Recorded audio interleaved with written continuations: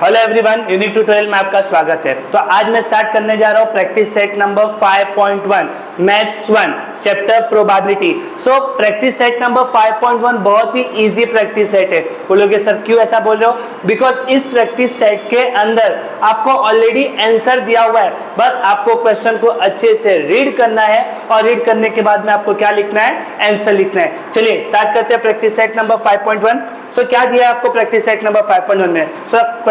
So in a practice set number 5.1 the question is given the how many possibilities, आपको क्या बताना है? कितनी पॉसिबिलिटीज है are there in the each of the following. So जितने भी केसेस दिए हुए हैं उसमें कितनी पॉसिबिलिटीज रहेगी, बहुत ही इजी सम है। चलिए स्टार्ट करते हैं। फर्स्ट वन क्या दिया हुआ है? The Vanita knows the following site in Maharashtra, she is planning to visit of them in her summer vacation.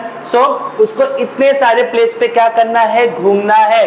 तो आपको बताना है कि वनीता के पास में कितनी पॉसिबिलिटीज है। तो चलिए प्लेस काउंट कर लेते हैं। टोटल कितने प्लेस है? 1 2 3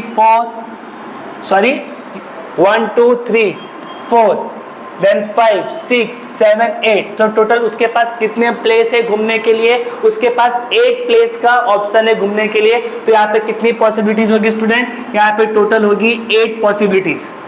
राइट, सिंपल था। जितने भी प्लेसेस थे उसको आपको खाली क्या करना था? काउंट करना था। स्टेटमेंट में क्या लिखोगे? There are 8 possibilities. सिंपल था, राइट। चलिए स्टार्ट करते हैं सेकंड वन। सेकंड वन क्या दिया है? The any day of a week is to be selected randomly. अब मुझे बताइए कि आपका जो वीक होता है उसमें कितने डेज होते हैं? तो आप बोलोगे कि सर 7। अब मुझे बताइए 7 में से कोई सा एक ही दिन लेना है ना, तो आपके पास कितनी पॉसिबिलिटीज है? तो आप बोलोगे कि सर हमारे पास में टोटल कितनी पॉसिबिलिटीज है? 7 पॉसिबिलिटीज है। बिकॉज 7 दिन में से कोई सा एक दिन आपको क्या करना था? सिलेक्ट करना था। ठीक है, चलिए अब थर्ड वन देखते हैं। क्या है third one? The select one card from the pack of 52 card. अब आपको स्टूडेंट पता रहेगा कि जो आपका प्लेइंग कार्ड्स होते हैं उसके अंदर टोटल कितने कार्ड्स होते हैं? 52, राइट। अब इस 52 कार्ड्स में से कोई सा भी एक ही कार्ड लेना है। तो आपके पास ऑप्शन कितने? 52 में से कोई एक। मतलब मैं बोल सकता हूं कि आपकी पॉसिबिलिटीज कितनी की है? 52 कार्ड्स की है। तो आप लिख सकते हो देयर आर 52 पॉसिबिलिटीज। क्लियर है? चलिए लास्ट सम करते हैं प्रैक्टिस सेट नंबर 5.1 का। मैंने ऑलरेडी लेक्चर स्टार्ट होने के पहले मैंने आपको बताया था कि 5.1 बहुत ही इजी प्रैक्टिस सेट है। बिकॉज प्रैक्टिस सेट के अंदर ही, क्वेश्चन के अंदर ही आपको आंसर दिया हुआ है। ठीक है, लेकिन जो लास्ट वाला क्वेश्चन है ना उसमें से थोड़े थोड़े बच्चे क्या हो जाते हैं? कंफ्यूज हो जाते हैं। क्यों?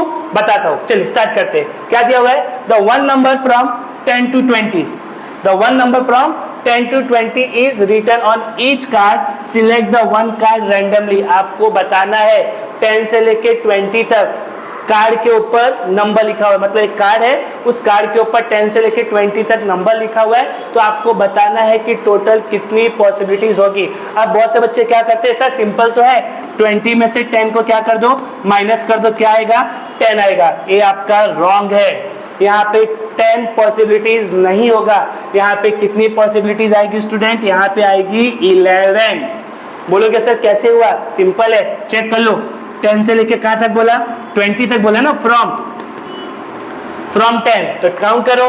10 11 12 13 14 15 16 17 18 and 19। 1 2 3 4 5 6 7 8 9 10 and this one is 11। So total कितनी पॉसिबिलिटीज हो गई? 11 पॉसिबिलिटीज हो गई।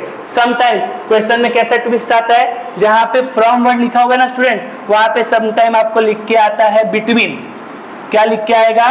बिटवीन। सपोज ऐसा क्वेश्चन आता है जिसमें फ्रॉम के प्लेस पे बिटवीन लिख के आता है, तो आपको याद रखना है कि आपको 10 and 20 को काउंट नहीं करना है। लाइक सपोज क्वेश्चन ऐसा होता बिटवीन 10 to 20, मतलब 10 और 20 के बीच में, राइट। तो यहाँ पे आपके कितने नंबर्स आते हैं? आप स्टार्ट करते 11 to 19।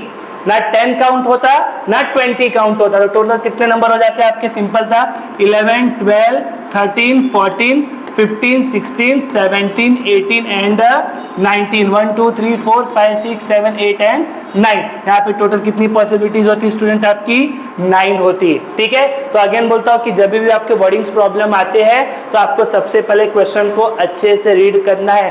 कभी कभी हम इससे क्या करते हैं, हम पेपर में क्वेश्चन को देखते हैं और ज्यादा एक्साइटेड हो जाते हैं, वाह इतना सिंपल क्वेश्चन आ गया, ये तो मैं पढ़ के आया था। और सपोज बोर्ड एग्जाम में, बोर्ड पेपर में थोड़ा सा ट्विस्ट हुआ रहेगा तो आपको कभी भी कोई भी सम सॉल्व करोगे तो सबसे पहले आप क्या कीजिए, क्वेश्चन को अच्छे से रीड कर लिए।